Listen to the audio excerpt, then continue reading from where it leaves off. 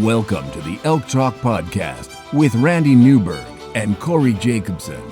Presented by the Rocky Mountain Elk Foundation.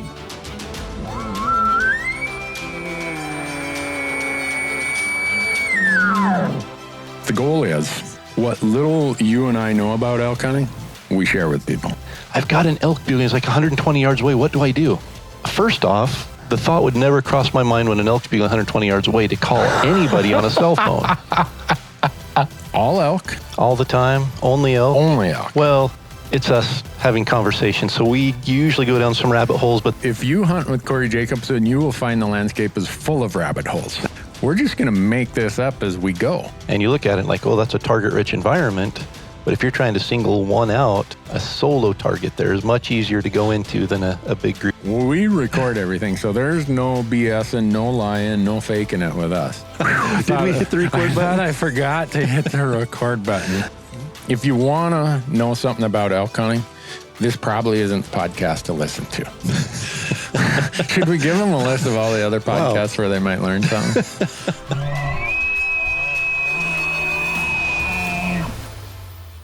Well, Corey, how are you doing today? I am starting to feel like a bull elk. My neck's starting to swell up, and it's go time here. No more playing around. I'm starting to feel like a raghorn who just got his butt whooped. Because we're going to continue from the prior episode, which covered September 1st through the 7th. And this week, we're going to talk about September 8th through the 14th. This episode is going to be live on September 5th. So that should give people some time to do that. But the reason I used the analogy of a raghorn that just got his butt whooped, things start happening in this segment that we talk about where the old boys get a little more active. And, Starting to establish some dominance and starting to determine the pecking order here for the upcoming rut. Yeah. Yeah, well, people know that if they listen to the prior one, we started with the article that you've put out in elk101.com, and everybody should go there and sign up to be on your email list. And this week of September 8th through the 14th, you call this the true pre-rut. Is that Yeah. correct? Yeah, I would say this week, and it really, second and third week of September cover the pre-rut. And, we're coming out of early season right now. The bulls are starting to roam and look for cows. And for the next 2 weeks, they're going to be finding the cows. They're going to be finding each other. They're going to be establishing dominance. They're going to be establishing their harems.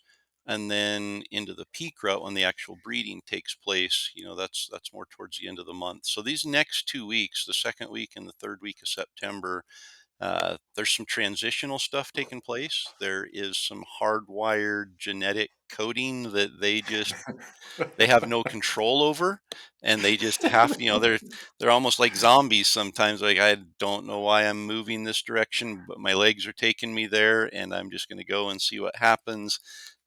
Younger bull, you mentioned being a raghorn bull that's been beat up over and over. They right now this second week, they haven't experienced a whole lot of beatings yet from the older bulls, but they are experiencing some teenage testosterone. That's their first time of thinking they're tough, and they're wanting to go and prove how tough they are. And sometimes it's uncontrollable, and they get in a fight with somebody that us standing there watching from the sidelines, we're like, he doesn't have a chance, but he goes into it thinking he has a chance. So this can be, the second week's a great time as they are starting to establish that dominance, as they are starting to get close to the cows. Even the younger bulls are going to start being aggressive, and it can be a pretty good time to.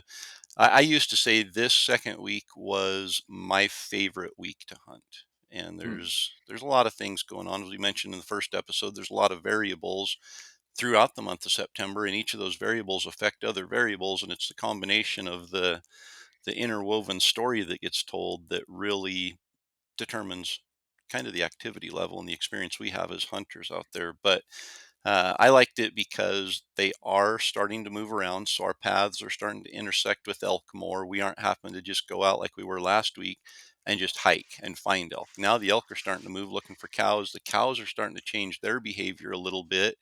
They're starting to get ready for the rut. And these bulls are starting to get aggressive and starting to vocalize a little bit more, trying to find the cows, trying to find each other. That's kind of the funny thing. They split up in mid-August and go from their bachelor Mhm. groups to their staging areas where they're solo. And now all of a sudden they're all coming back together, but they aren't friends anymore. And their paths are starting to cross, and they don't like that. And so all summer they've kind of flexed their muscles a little bit and curled their lips and tried to intimidate each other. But now they have hard antlers, and now their necks are swollen, and now there are women at stake that will determine Yeah, the breeding sequence for the next few weeks. So when their paths do cross, they aren't very cordial to each other. And yeah, sometimes there's some pretty serious knockdown drag out fights during this second week as they establish that. And there's, just these incidental multiple bulls looking for cows, their paths cross, and their natural instinct is fight each other and see who's toughest. And the toughest one gets yeah. the girls. And so there's going to be more of that going on. The other benefit, we talked about moon phase. And Right. last week we had the full moon leading. Peaked on the 7th. Yep. So here, as we're heading out on the second week, we've still got a full moon, but it's getting better each day. And that waning moon is a good thing.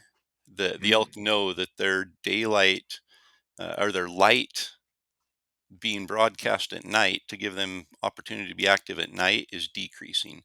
So that means they're Mhm. going to have to start being more active into daylight hours, and their behavior changes because of that a little bit. They have to linger at the feeding areas, and they don't go to bed quite as early, and they have to get up a little bit earlier from their bedding area to make it down to be able to see where they're going and get to the feeding area for the night. So we're starting to get some benefit from activity levels increasing.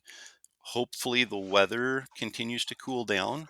Again, we Mhm. talked about generalizations in the last episode, that we're generally speaking, second week should be a little cooler than the first week. Doesn't always happen Yeah. that way, but if it does, that's going to increase activity levels. And this is the week when the bulls are full fledged, wandering, looking for cows, bumping into other bulls, establishing dominance. They're getting more vocal just as their natural desire to find other elk. They want to find the bulls. They want to establish dominance. Even the younger bulls want to find other bulls and establish dominance, because one day it's going to be their turn, and they don't know that today is not their day. So they're still looking. We still haven't had a lot of hunting pressure. We're just into the Yeah. second week in most states. So these elk have had a few run ins with people, but they still haven't just had 4 weeks of their nostrils filled with stinky human scent. They're Yeah.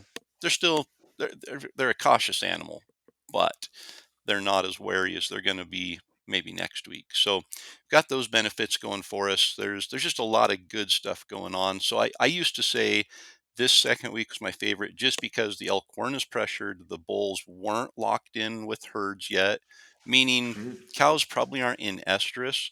So a bull's more likely to leave a herd of cows to come in to fight another bull, or to go and find another cow that he wants to add to his harem, go and grab her and bring Yeah. her back to the herd. So they're more likely to stray from the herd 300-400 yards. By the third Mhm. week and into the fourth week, when the peak rut's going on, they're locked in on cows in estrus, and it Yeah. can be really hard with calls to turn them away. They're just following the cows everywhere. Right now, during the second week, the cows are heading to bed. A bull might be following them, but you have a chance of turning him away from that herd and being okay with the herd getting 500 or 600 yards away from him, because he knows another bull's not going to come in and breed any of the cows. Another bull might come in and mingle with the cows, and then he has to go and run that bull off. But that's what they're doing right now, anyway, is running other bulls Yeah. off. Well, in the prior week, we had talked about how the bulls were more stationary in what you call the bull bedroom, uh, which is not far away from the cows usually, but far enough that they're kind of loners at that time Yeah. of September. Now they're leaving those areas and they're moving across the landscape, like you said. And that seems to maybe offer a little more opportunity in terms of calling.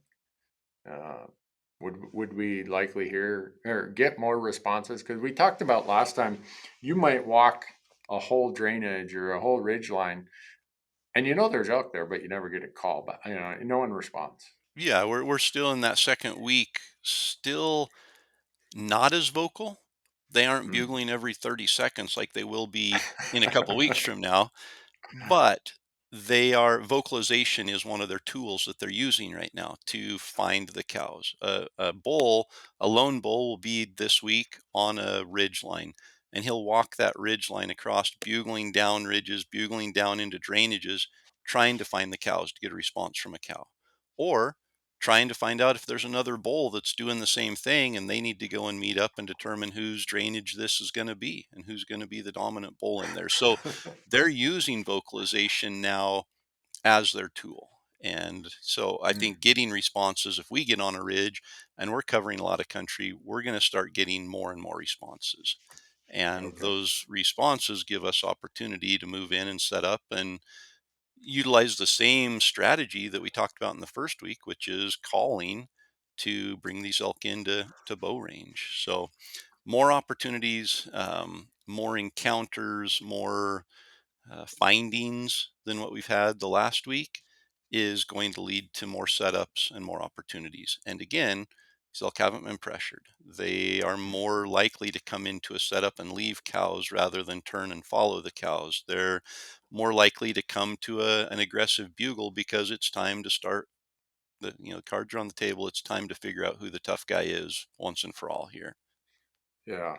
So I want to follow back to that statement you just made and see if I heard it correctly. They're more likely to come into a setup silently, No, and, just no. when you interact vocally with them, so Okay. calling, they're going to be more likely to come in. And it's because next week they're going Mhm. to be starting to pay a little bit more attention to the cows, and they aren't going to want the cow getting 500 yards from them. Now it's like I need to keep her within 100 yards of me, and if she turns and keeps going, feeding up the ridge, and I turn around and come back to deal with this pestery little bull behind me that keeps running his mouth, the Yeah. cows might get away from me, and I don't want that to happen. So now they're starting they're following the cows a little bit closer during the third week. This second week, though, they're okay getting away from the cows a little bit. They still think they're the herd bull, Okay. and they still think that's their herd, but they're okay ending up 400 or 500 yards from that herd momentarily to come in and check out this other bull or to come in and round up another cow. Yeah. So during this period, if you find a herd of cows, is it most likely that you might find more of the 2, 3, and 4-year-old bulls, and the old boys? They might come and check it out, but by the end of this period, they're going to come and say, "Thanks for rounding all these ladies up for me. Appreciate your work, Yep. but get out of here." Your services are no longer needed here. Yeah, is that kind of a trend of what you can expect? Yeah, it's going to depend on demographics in the area. The total number of elk, the bull to cow ratio, a lot of different things that affect that. Mhm. But in a lot of areas, you do find the sub-mature bulls. They could still be a 6 point, but they're not going to Mhm. be the bull that ends up breeding the majority of the cows in the primary herd there. So they're going to do the work. They're going to go and round up. They're going to have 3 cows, and tomorrow they're going to have 7 cows, and the next day they're going to have 9 cows, and they're just going to be bugling and getting all sorts of confidence. And then third week, the real herd bull just shows up out of the woodwork, and he stayed in that bull bedroom just a little longer, stayed quieter a little longer, hasn't moved as much, kind of knew where the cows were going to be, and then just shows up and says, "I'll take it from here, boys." And there might be, a little bit of a battle that takes place there as these younger bulls think, I did all this work. I'm not letting him just walk away without a fight. But at that Yeah, point, he becomes the herd bull. And then the younger bulls spend the rest of the season tormenting him and annoying him. yeah. So by the time we get to the end of this period, oh, are the so that what's that, September 14th, you 14th. said? Yeah. Uh, will the bigger bulls be with the cows by the end of this period? Or So I would say, again, the mountain states versus sometime? desert states. Hmm. And most of the desert states are controlled more for trophy potential. Uh, Yep. so there's a change in demographics there. But my experience has been those bigger bulls are usually closer to the 18th, 17th, 18th, 19th, Okay. 20th, somewhere in there, where they start coming out of the woodwork and actually taking over the herds. In the mountain states, yeah, typically the herd bull is with the cows by about the end of this second week. So by the Okay. 15th. So we should be Okay. it's a perfect storm this week of bulls Hmm. roaming looking for cows and bulls establishing dominance to take over the ownership of that herd. And that creates a really good opportunity for calling and being aggressive because the bulls are going to start their aggression is going to increase every day during this week. I always look at it as if you looked at the emotions, the testosterone, the everything with a bull elk this week of September, it, there's no week in the entire calendar year where their life, their demeanor, their world changes as much as it does in this Yeah. week. Like you said, they might be in those bull bedrooms at the beginning of this period, the older guys, but by the end of this period, they're just hopped up. They're like, bring it on. Just come Yep. on down. Yep. And that's we had it's been several years ago, but we shot 3 elk in a 24-hour period, and I believe it was on Right. September 17th, 16th, 17th, 18th, somewhere in there. Yeah. All three of these were herd bulls. They were mature bulls, and there was just one big group of cows in this area. And they were running from every side of the canyon trying to come in and establish dominance. And you'd throw out a bugle, and they would drop everything they were doing and come run into that bugle because today was the day when it determined who got the ladies. Yeah. And so it's kind of that end of the second week, beginning of the third week when that typically takes place. And, it can adjust 3 or 4 days either direction. So Right. there will be some pretty intense screaming matches and some pretty intense battles going on during this second week. And I think it's important, as I talk about aggression, there's a difference between aggression and intensity during the into the third week, into the fourth week, these bulls are intense. They're bugling a lot. They're running back and forth everywhere. They are breeding cows, and you think that's the prime time. That's when I want to be there. And if you want activity and you want a lot of bugling, vocal interaction, that's great. But again, trying to get them to come to your calls, being aggressively coming to the calls. That fourth week can be tough because they're so locked on their harem and breeding that it can be hard to use calls to pull them away. During the second week into the third week, they might not be as intense, they might not be as vocal, but they're going to be more aggressive as far as responding to calls and coming to calls because like I mentioned, calling is now a tool that they're using, a natural tool that's wired into them. You better start talking, you better start speaking up because you aren't going to get a lot of dates if you don't make some phone calls here. And so they're starting to talk a lot more. And then also, if they want to fight. They Mhm. want to start a fight. You might think Yeah. that, well, an elk is going to avoid a fight unless, he comes face to face with it and he has no option but to fight. He wants to fight. He wants to be the dominant bull. And a younger bull is still going to think that he has a chance until he gets beat up 3 or 4 or 5 times. And pretty soon he's like, every time I go into this, I get beat up. Then he starts getting smart and getting a little more timid. But during the second week, pretty much every bull out there is thinking, I got a chance. There's a Yeah. chance. You're saying there's a chance. So you're saying there's a chance. uh, so with that, we talked about, and these are generalizations about the setup. This period, you're going to hear more bugling. You're going to encounter bulls that are moving across the landscape. As a general rule, does that mean you ramp up your aggressiveness? Or you still, like you said in the last episode, you lead with a cow call? Because you can always ramp it up. But if you blow your horn as loud and mean as possible, it's hard to bring the tenor down. Yeah. Is there a different approach to that at this time?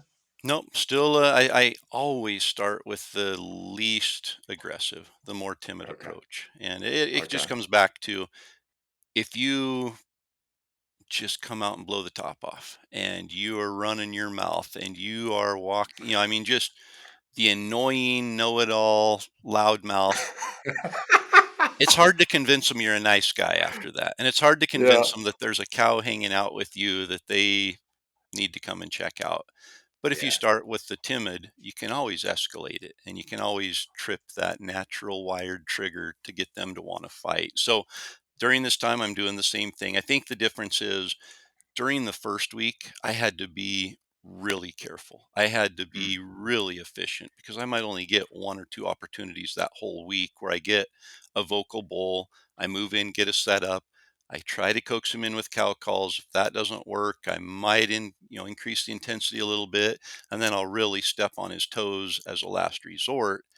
During this week, I hope that I'm going to have more encounters. I hope that Mm. I'm going to find a bull to bugle every day and maybe have a chance at setting up on a bull every day. So now I can get a little more aggressive. I can take a little more risk with that aggression, knowing that I'm probably going to go over the top on a couple elk that maybe I should have stayed timid a little bit longer. But when I push the right button at the right time on the right bull during this week, he's going to lose his mind, and Yeah. that's what I'm trying to achieve. In your article, you wrote about a tactic called midday madness. Yep. What is So midday madness? that's we talked about it a little bit in the last episode, that during a full moon, elk are going to bed down earlier and they're going to stay in their bedding areas later into the evening. And during the middle of the day, they get restless. And so Mm. during a full moon or a lot of nighttime brightness, you're going to get a little flurry of activity in the middle of the day. And, this second and third week, I teeter back and forth on which one's my favorite. And really, the determining factor is the moon phase. So this Okay. second week, we're going from full moon at the beginning to about a half moon at the end of the week. So we're still Hmm. going to have relative nighttime brightness, which is going to allow the elk to be more active at night and in their beds a little bit longer during the day. So this week is, one of my primary tactics is going to be finding an elk between 10:30, 11 o'clock in the morning and 2 in the afternoon that's vocal. And if I can find an elk in his bedding area during the second week that's vocal, he's not going to be tied into the cows. Cows are going to be bedded down. He's going to be bedded, maybe right in with them, maybe off by himself 100 yards. But he's not worried about another bull coming in and stealing a cow and breeding a cow. Hmm. He's going to get up and leave that herd to come and defend his area a lot more than he will in the fourth week. So during the second Mm. week, that midday madness can be and it turns into just an intense madness when you get into a bedding area and this bull's got his cows, but he's not stuck on them, but he wants to protect them and he wants to protect that Yeah. area. He'll get aggressive and come to your calls 200, 300 yards away. Your calls, as in bugles or cow calls? So Either. either one can be good. And again, I start with the cow call. So I start with a couple of Okay. cow calls and listen, and he'll probably answer. If he answers 3 or 4 times and he isn't moving out of his bed, I'll escalate it from there. But if Okay. he gets up and he's like, "Oh, another cow over there by herself, I'm going to go grab her." He might come in bugling, probably not aggressively, but just letting "Hey, I'm coming, and I'm anticipating that you're going to be coming back with me." That can be effective. But if he just holds his ground and he's trying to call and say, "Hey, there's a group of cows up here, and you sound lonely, and you'd fit right in. A lot of similar personalities here, and a lot of familiar faces." The he's hoping this cow comes wandering in, and then when she doesn't after a couple times, and he's pleading with her, "Please just come up here. Don't make me come down there." And then you get aggressive and step on his toes with the challenge bugle. A lot of times you can just hear the air come out of the forest as they get up and plow down the hill to come into your setup. Yeah. So a couple things there. Uh, It's important. I just said plow down the hill.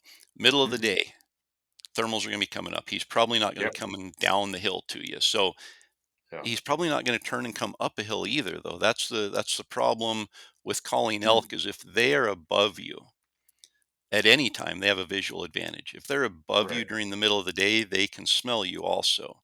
So being below the elk, especially in the middle of the day, is not a good idea. Yeah. But also being above the elk, they're at a physical disadvantage to come up the hill. Again, to a cow call, they might come slipping up the hill. But to a bugle, they're anticipating there's a 750, 800-pound animal that's pretty upset standing Yeah. above, and he's got the downhill momentum Gravity. on his side. And so he's going Yeah. to probably hold back at 60 or 70 yards and not come up that hill. So I like to get on the same level, the same horizontal elevation level as the elk. Takes away their visual advantage of being above you, takes away their physical disadvantage of being below you. It really takes away the thermal advantage, but makes them feel like they have a chance to circle uphill just a little bit to gain a visual advantage and to gain the thermal advantage to be able to smell you. And so setting up on their level with the shooter up the hill on the upwind side, just it really increases the efficiency of that setup for a lot of reasons. Yeah. Hmm. Well, I can vouch that that is one of your strategies because when we've hunted before and we hear a bull respond, I'm like, well, let's just go in there. And it might be a mile later before we we're only 100 yards closer, but we've traveled a mile. All and finally I'm like, Corey, what the heck's going on here? Well, we don't want to be below him. We don't want to be above him, and so And we got you to get that the is wind how you good. do it. Yeah. Yeah, And I mean, sometimes there's a direct route that goes 300 yards right to that bull, but you're taking a risk with, a draw, a north face, anything that might change the thermals and just take your scent to him. And that's why he's bedded there. He's bedded in a yeah, place that gives him the most margin of error to be able to smell danger. And we have to yeah, be really careful, especially now that they aren't moving. We have that time. He's not yeah, moving and he's not going anywhere for 8 or 9 hours in that bedding area. We have the time to do it right. And so now we can use aggression to our benefit. We can use vocalization to initiate that challenge and that aggression, but we can also be patient and we can get the right setup so that we're more efficient. And that's again why I really like that second week for mm, hunting. This week the challenge is going to be the moon, a little bit more brightness with the moon, and potentially a little more heat than we're going to get next week. Next week we should be getting into frosty mornings and a little bit better weather. The moon's going to be ideal. There's some good things adding up for next week, but it's going to be another week of pressure of hunters being in the woods chasing elk. So there's trade-offs there for sure. But I really yeah. like the potential for this week, and towards the end of this week it should be getting really good. Well, do you validate the common statement that this is the week that sometimes could be your best time to get that big bull because he's not yet with a bunch of cows but he's still aggressive enough and interested enough that this could be it. So don't Yeah. give up on it. Would you, we often hear that and read that. Do you subscribe to that theory? Absolutely. Yeah. So I think, this we're going from, like we mentioned, the bulls leaving their bedrooms, not being herded up necessarily. Those bigger bulls are going to be waiting to the end of this week into next week to go and take over the herds. But they're still aggressive. They still have to establish dominance. They're not going to let a loudmouth little 6 point challenge them and insult them. They're gonna Yeah. come in and be like, even if I don't take over your cows, I'm gonna help you remember this next week, so that when I come back in, you're just gonna tuck tail and run. And so Yeah. they're very susceptible to calling. They're very susceptible to this testosterone infusion that they're getting daily. That is just it's providing them with uncontrolled access to aggression. Yeah, one fight a day isn't enough for them at that point. Sometimes not, yeah. I brought this up in the prior episode. What role or opportunity or tactic can water play at this time? Yeah, so I mentioned, for last week, it's more drinking water related, finding a water source where they're gonna come in and get water. They still have to water, it's still Mhm. warm. As it gets cooler, they don't have to water as much. But again, as they get more active, they have to water more. So there's almost a trade off throughout the month where they have to be going to water pretty regularly. Now they're going to start going and cooling down in a wallow. They're going to start necks swelling up, the hair on the neck's getting longer. They're retaining that body heat a little bit more. They're getting more active. So they have to go and not only drink water, but lay in some mud or in a water hole to cool down. So now we can start utilizing wallows a little more. Those bulls, they're aggressive in the morning. They're active. They're rutting. They're chasing cows. They get back to the bedding area. The cows all bed down, and they're like, "We have no agenda until tonight when we go and feed." And so that bull might get up then and walk over the ridge, 400 yards, 500 yards to a wallow he knows about, get a drink, splash around in there, rub his antlers on a tree, and then come back and be like, "All right, I took care of the heat that's been pestering me here, and I'm able to lay down and get a little bit of rest here for a couple hours." So right after they get to the bedding area for the next couple hours can be a good time. And then, that midday activity, sometimes they get a little flurry and they get active. And after that, they'll want to go to a wallow and splash around a bit. So late morning, early to mid afternoon can be a good time on a wallow to catch those bulls there. Yeah. So I think it coincides, or it's a compliment to your suggestion in the last episode, is don't go back to camp Yeah. midday. There's You're still probably going to opportunity. find that trend throughout the month of September here with me. There's no reason to be back at camp. More opportunities are No. going to come to you on the mountain than back at camp, and we want more opportunities. Yeah. And again, I can vouch for that also, because Corey can run out a bottle of water and a candy bar when the rest of the world Yes. is like, I need to go back to camp and get a sandwich and drink 4 gallons of water. Not Corey. He just like cloud of dust heading over the trail on the horizon, as what I recall. I But try to make do with what I have to stay on the mountain all day. I've gotten a little better at planning ahead and trying to pack a little bit more than a Snickers bar and a water bottle with me. But yeah, you want to be on the mountain. That you never yeah, know when that opportunity is going to come, and I think I'm probably encroaching on 50% of my opportunities have come in the middle of the day instead really, of in the morning or the evening. wow, huh? So, do you think that as the season progresses, people get more confident in their calling, new hunters? Because a lot of people, a common thing you hear is, "I want to go the first week before they're pressured, but I'm kind of new at this," and then they leave because, just as we discussed in the last episode, there's not a lot of vocal Yeah. bulls, or fewer of them, and so they think, "Well, I must not know what I'm doing."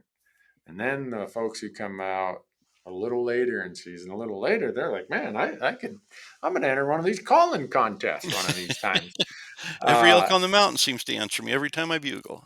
Yeah. yeah, is that just a function of the bulls are getting wound up, and the ones that refuse to respond the first week of September, you just walk past them because you knew they're around, but you didn't know exactly where because they didn't talk. Now all of a sudden it sounds like the woods. Where did all these elk come from? Yep. And there's a function of there are more elk there. Those Mm. paths are intersecting. They're on the move. They're more vocal, so you're hearing a higher percentage of the elk now. So yeah, I mean, I don't know that it changes the confidence levels in the average hunter, and I think that's a big part of calling that a lot of hunters miss out on is they're not confident in their abilities with the calls, and they think that a call is going to do more harm than good if they don't do it right. And so Mhm. they don't, they're just, a little insecure to use calls. And that's, there's nothing wrong. I don't know. My goal is always to increase people's confidence and Mhm. to recognize you don't have to know 100 different sounds. You don't have to be able to make 100 different sounds. You don't even have to know how to make 3 good sounds. Just know what the sounds that you need to make are what they are and how to utilize them and when to utilize them. And when you get Mhm. that kind of simplified and narrowed down, that I really only need to make a cow call, a location bugle, and I think most hunters can be confident in their ability to make a cow call and a location bugle. That's pretty. Those Mhm. are those are as basic as it gets when it comes to calls. you really don't need anything more than that other than an aggressive bugle, which you can probably just force your way into. You can Yeah. put the emotion into that and just take your regular location bugle or your simple bugle and just get mad and put that emotion into that bugle. And if you keep it simple like that, I think it gives the average elk caller more confidence that, hey, if I only have to have those three sounds to be able to effectively call in elk 70 or 80% of the time, I'll leave the other stuff alone. And that'll come maybe down the road. And I can add a little bit more to my repertoire and a little bit more to my confidence as I move forward, rather than feeling like I need to be able to do everything and be able to do it at a high level right away. Do you think that it's a fair statement that in the first week of September, you might have some older bulls that come in quiet just to look around, whereas as you get to the end of this second week, the ones that come in quiet might be the ones who've already got whooped a time or two and they're coming in a little more silent, or does it just Yeah. depend on how that bull feels that day? No, I think that's a good generalized statement that during the first week, a lot of elk might be more prone to come in silent just because you got kind of close to their bedding area. And so they're like, I need to go and check this out because he's getting a little close. Is he here to cause a fight, or did he just happen to wander in here and not know I'm here? But by the second week, those bulls that have been quiet because they're more mature are now on the move. They want to establish dominance, so they're going to be more likely to be vocal. But those younger bulls that, during the first week might have been a little more vocal, thinking, oh, it's game time already. Here we go.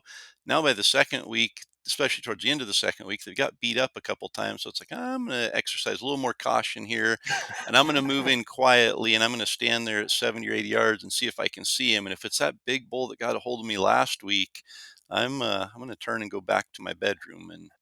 But maybe it's Yeah. just an average 5 point that picked up these cows, and I still have that urge to go and establish some dominance. So I'm going to go in there and fight. So yeah, I think, during this time they're not as vocal as they're going to be for the next 2 weeks. So Mm. there's still a chance of them coming in silent. The young bulls haven't been beat up as much as they're going to be by the end of the third week.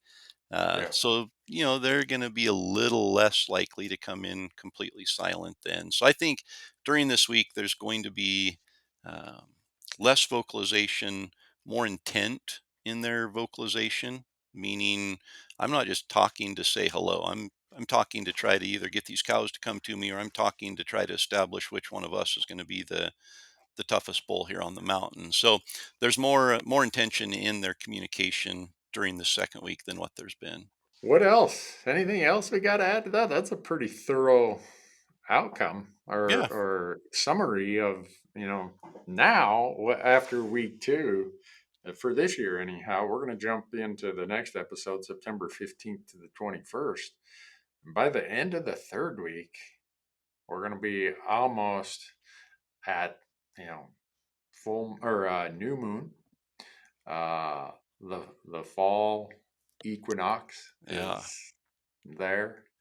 It's It's, it's just and we can every tease day. a little bit here. Fall equinox doesn't really come into play in the first 2 weeks of September, but understanding that the fall equinox is what triggers the cows to come into estrus, and it's usually within 4 or 5 days of that date when cows will actually come into estrus and be able to be bred by the bulls. You still might see bulls mounting cows in the first week, the second week, but the actual breeding when the cows are going to get pregnant happens uh, within 4 or 5 days of that fall equinox. This year it's September 22nd, so that puts us into second half of the third week into basically the full fourth week when cows are going to be bred.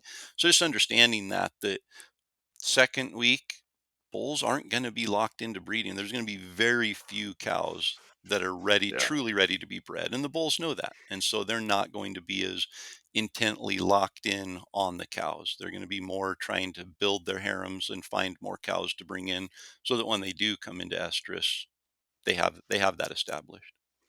Yeah. And people need to think about it in that context that the rut is a long period. Yeah. It is the estrus is a much shorter peak of this longer period of the rut. Yep. And so that's why we talk about pre-rut, peak rut, post rut, because yeah, estrus happens and it's if you look at a bell curve, it's a pretty narrow window of how many days. Yeah. But the rut, the establishing dominance and doing the posturing, well, fighting and saying who's going to get the privileges, that happens. That's an ongoing thing well before the peak estrus, Yeah. and for a couple of weeks. Yeah. And If you look at it from so, like a sports analogy, game time is when you're on the field and everything's on the line. And that's kind of the estrus period. That's when the yeah, cows are being bred. That's game time. The bulls are doing everything. They're staying awake all night if they have to. They're risking it all to be able to perpetuate their posterity. I mean, that's yeah, they have a desire to be the father of all the elk, yeah, and they're gonna that they know that there's that window. I think you might have mentioned that the studies have shown that a super high percentage of the cows are bred within like a 7-day window, and it's the same yeah, 7-day window within a day or two every year, 7 or 8 days. So yeah, that's game time. But yeah, there's a lot that goes. There's pregame. There, getting ready for that. There's practice. There is selection of the teams, and assigning of the coach, and all these things that have to happen yeah, before the game gets there. And that's kind of like the rut. You've got the early season, the staging in the bull bedrooms, the roaming looking for cows, and then the fighting in the pre-rut to establish dominance and to establish harems. All of these things lead up to the bulls being able uh, to claim the harem and to be the one that breeds the harem. yeah. Well, folks, I hope that this helps you. If you're heading out next week, Corey has laid down some gold here. And if you're interested, go to outdoorclass.com. Corey's University of Elk Hunting is out there with a whole lot of other elk and other content. Uh, Promo code Elk Talk 15, save you a bunch of money. And That's the other I thing, hope that, there's a lot of alternative tactics that start coming into right. play during that second week. And, Yeah. one of them that might be worth refreshing on is what we call the triangle. And that's when you've got a bull and he might have cows, he might not, but there's a bull that's somewhat vocal. You know where he is, but you just can't lure him, into the setup. And so me and my hunting partner will split up and we'll basically be on the downwind side of him. So we have the thermals, whether that's above him or below him on the mountain, but we'll actually split up and form two legs of a triangle. So we're at either bottom side of the triangle and then the bull's at the top side. Or if we're above him because the thermals are coming up, he's at the bottom point. But you get the point. There's 3 points there. One is me, one's my hunting partner, and one's the elk. And then to get Yeah. the bull fired up, we'll start calling back and forth to each other, me and my hunting partner. And we will start off pretty non aggressive, just bugle, answer back from 300 yards away. And then we'll increase the intensity as we're slowly moving towards that bull. So we're working up these legs of the triangle towards the bull.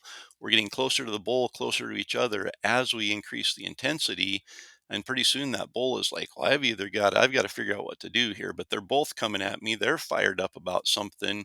And a lot of times that'll get that bull fired up and he'll start cutting us off. And then we can just fall right into, instead of communicating with each other, we're communicating with the bull, and one of us goes quiet and becomes a shooter, and the other one kind of slips over underneath and tries to pull that bull into a setup. But we talk about a lot of those alternative strategies in the University of Elk Hunting out on Outdoor Class, and there's definitely some good ones that can be applied during the second week. Yeah. Well, folks, good luck next week. The next episode you're going to hear covers September 15th through the 21st. The third week. So yeah, good luck Yeah, during the second week. If you're heading out, find bugles. If you're finding bugles, you're going to be creating opportunities. So don't sit around and wait for opportunities to come to you. Go and find the bugles and then capitalize on those. there you heard it, folks. Tune in next week. Thanks for being here.